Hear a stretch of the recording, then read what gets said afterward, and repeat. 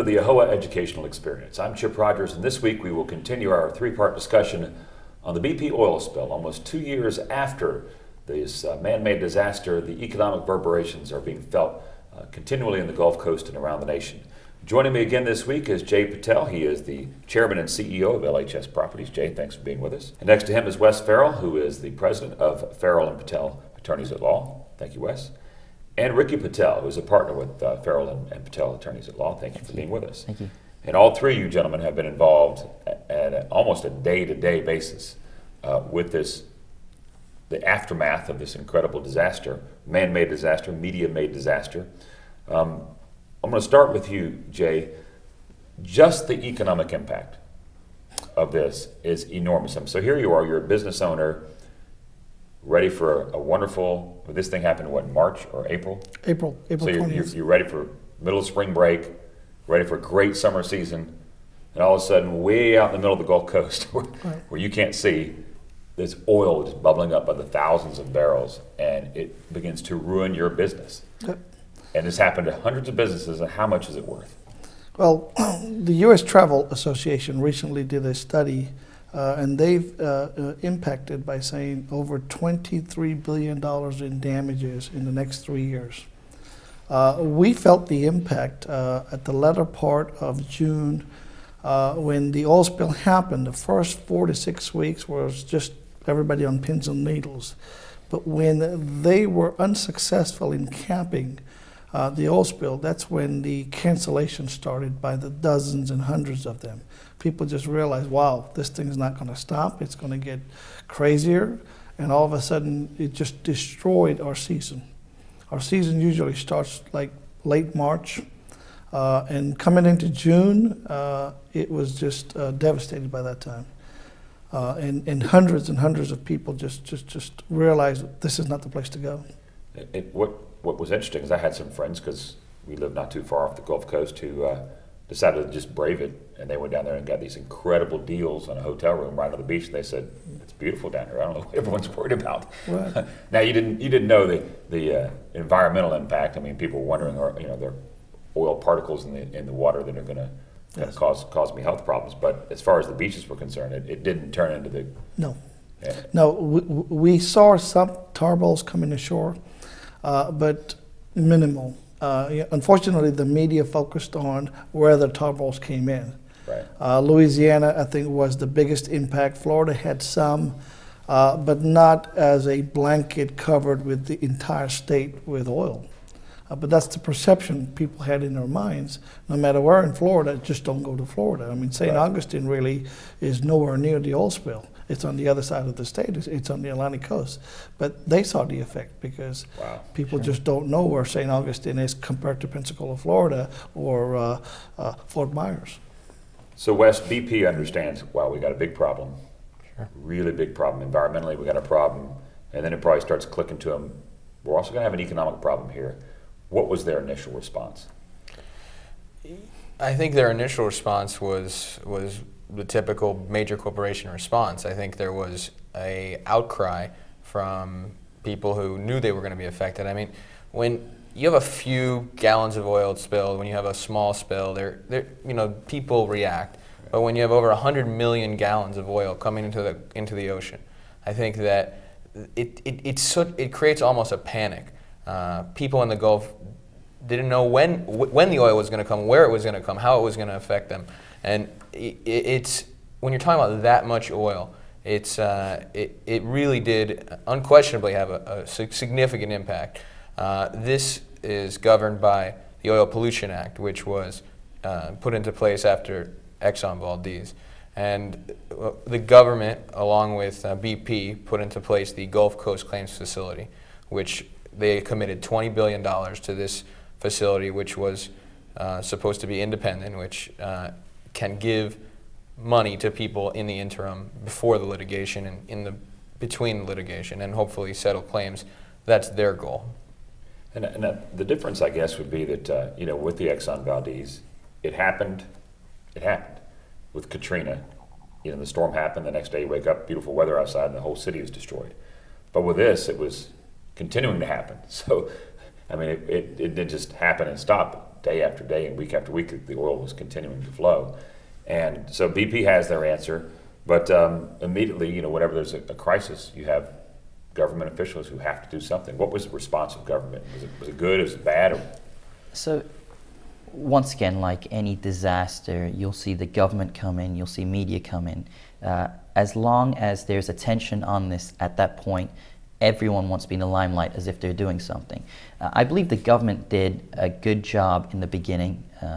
However, the big problem was, like you stated, this wasn't a spill like the Exxon Valdez. You saw the ship, oil started spilling. We didn't know how much oil there was. We didn't know when it was going to stop. And about a week into it, it got really scary when high definition video was produced. Right. And that, you could actually see what was going on. And later on, NASA took pictures, and you could see, I mean, from the top, this was serious. When was this going to stop? The government, what they did was they tried to help as much as they could. But the people who are best equipped to help are the ones in the oil industry. All of the resources that were necessary to stop this were available. Were they used? No. Chip, I don't know if you remember, I mentioned before that cost-cutting measures have created these disasters. Right as the oil spill occurred, why was the technology implemented that had been used multiple times in Iraq? It's been tested. This isn't something that they just write down. They test this every year. If there's an oil spill, how do we prevent it? What type of chemicals do we use if we need to burn it off, if there's only so much? It took forever. And as long as it felt while we were watching that video, the animals and everyone else, you could see the effects of it. I mean, they just started dying off, you know? They killed the wildlife out there and everything else. Particularly in Louisiana, I think that's where you Absolutely. saw the most glaring examples. So then AAHOA gets involved because AAHOA recognizes, hey, it's our members probably more than anybody that are going to be impacted by this. And, you know, AAHOA is certainly not perfect, but I mean, I would argue that maybe AAHOA's response was quicker and better than the government's or BP's. Well, I'm glad you said that, because that's true. Myself and Nash and a few others collectively got together because our properties were also impacted. And I believe that there's, just from our recollect, there's over 1,300 hotels that are affected within the oil spill just in the Gulf region that we know of that are affected by our members. In fact, there's several groups that are being represented. I believe the Farrell Patel group, I believe you guys have the largest concentration of hotels. But we were instrumental in putting ourselves in front of Ken Feinberg and discussing what the steps were going to be to compensate the people that needed to be.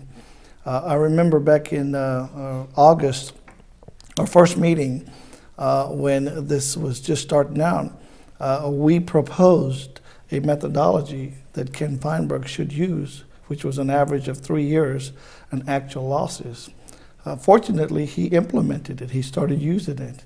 It was only late in October when the forensic accountants from Pricewaterhouse came in. They realized, whoa, what are we doing here? And they put a stop to it. But the original methodology that most of us got paid, I believe 45, 50 hotels had already gotten paid under that methodology, was designed by us and Mr. Feinberg. So we were instrumental in trying to get immediate relief, at least temporarily relief.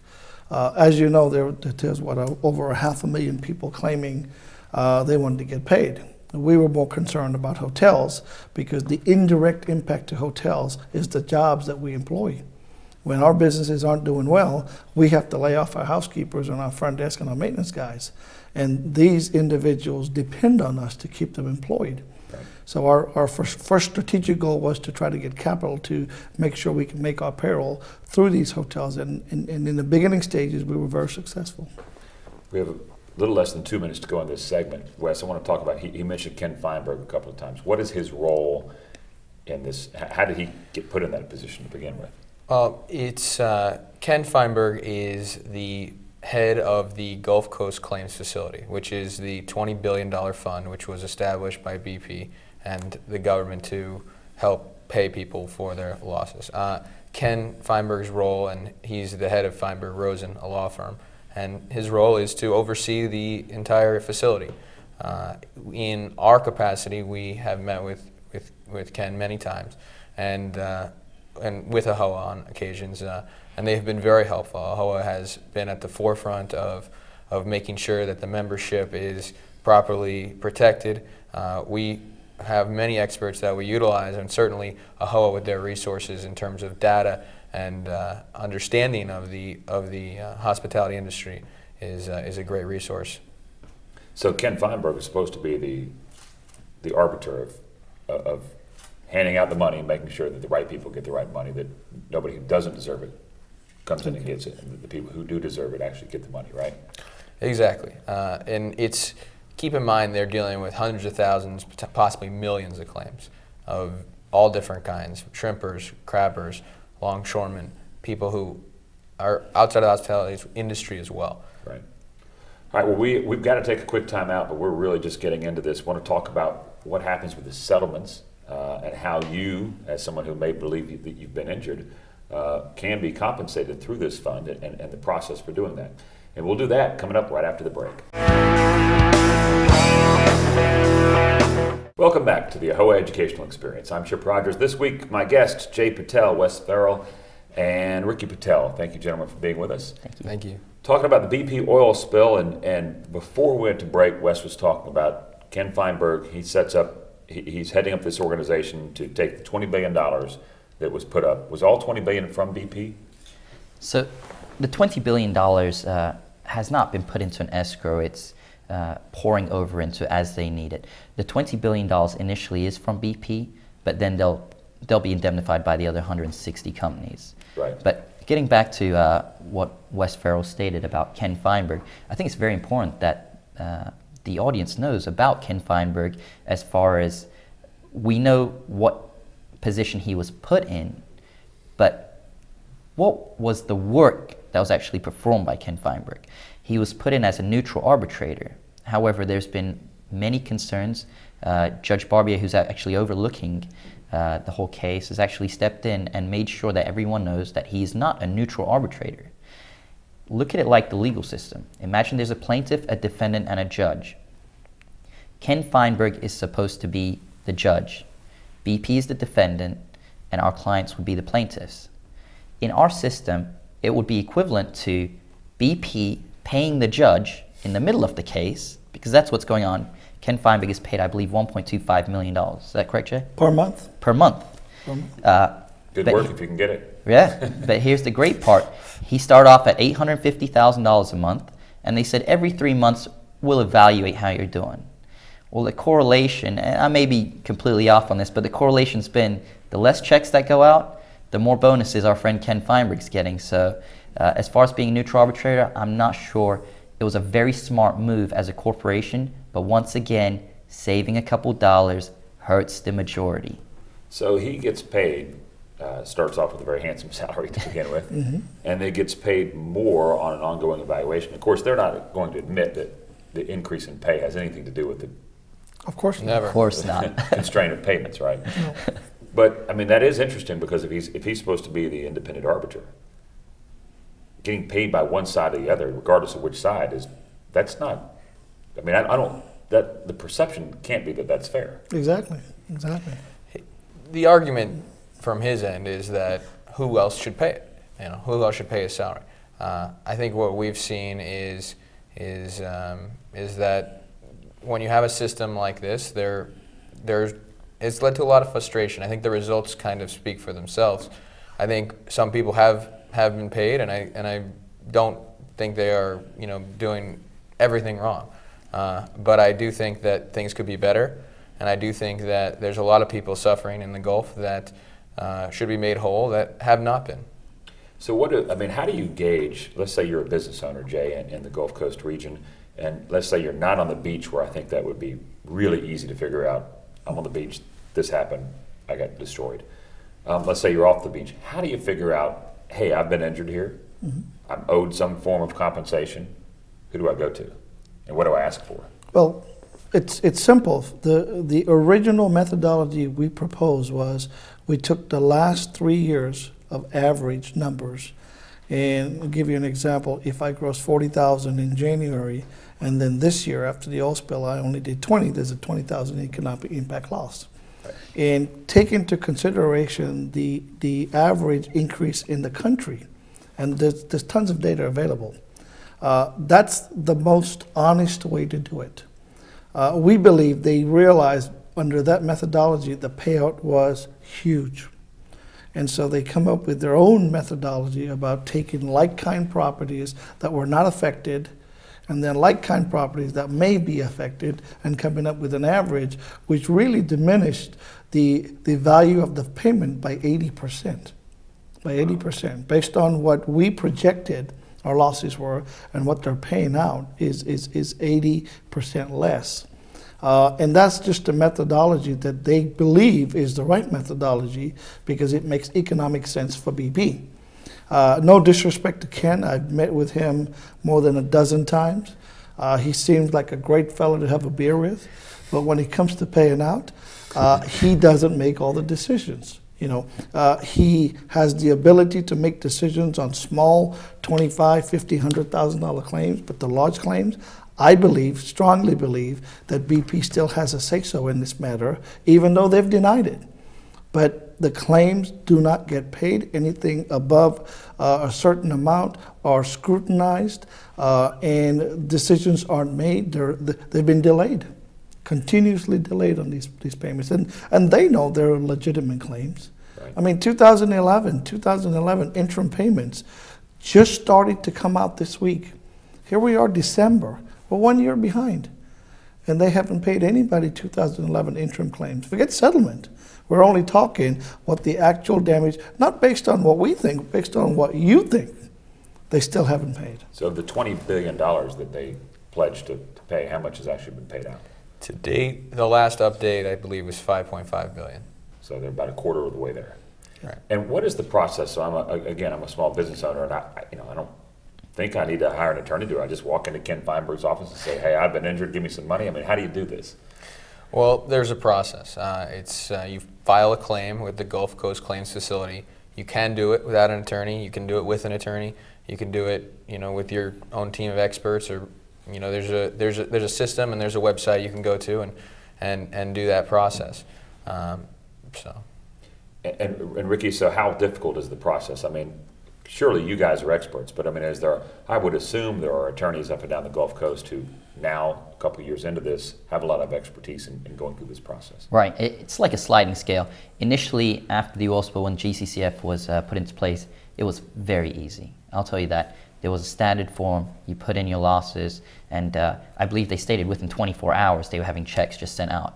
Now, I mean, it's a whole new ball game, because now we're dealing with, like Jay mentioned earlier, PricewaterhouseCoopers. Some of the things that we've had to deal with, I'll give you an example. They wanted letters from individuals that canceled their rooms. Now, Chip, I want you to think about the last time you canceled a room. Did you write them a nice little letter explaining why you canceled? Can't remember the last time I canceled, but I mean, yeah. So it's getting pretty complicated. Can the average person do it? Sure they can.